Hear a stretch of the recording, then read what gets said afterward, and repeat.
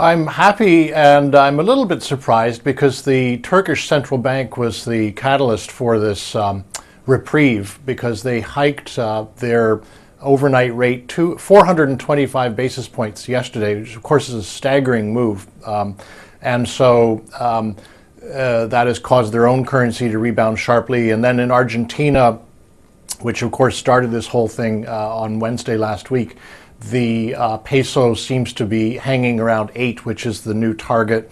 And the central bank there has had to spend less than half what analysts had expected them to spend, as Argentines have been able to buy dollars for the first time in 2 years. So I am happy and I am surprised. I thought that the markets would get clobbered a little more on the back of this.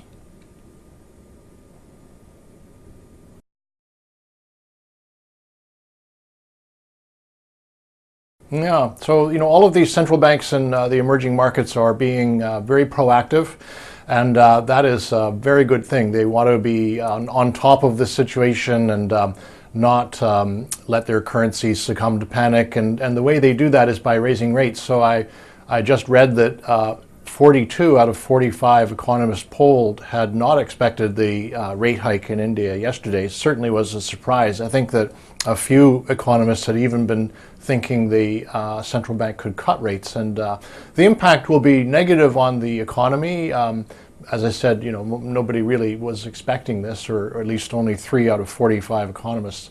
But I still feel that India looks good going into this year, particularly with the election. But it seems to me the economy's past its bottom.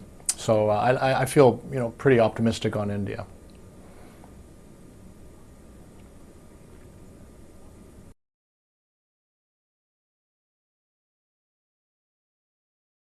Well, I actually think that the beauty of China is it's slowing down, because in the process of slowing down, these big bloated state-owned enterprises, which are corrupt and therefore inefficient, and they get loans far before interest rates that they should be getting loans, and therefore they can outbid the private sector in all kinds of projects.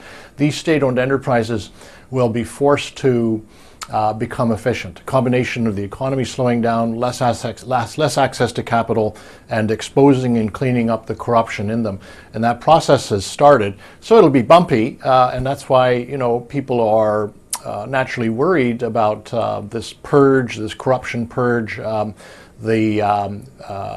think that there was a trust product which probably would have defaulted, that the largest bank in the country, ICBC, helped distribute, were it not for Chinese New Year. They didn't want to create a panic during the holiday period. But I think there are undoubtedly other wealth management slash trust products which will default during the course of the next 12 months, or at least you'll have to get big haircuts. But all that is good, I think, for China in the long run. It's going to make a more efficient, more transparent, less corrupt economy. Inevitably, that results in a better profitability and a higher valuation.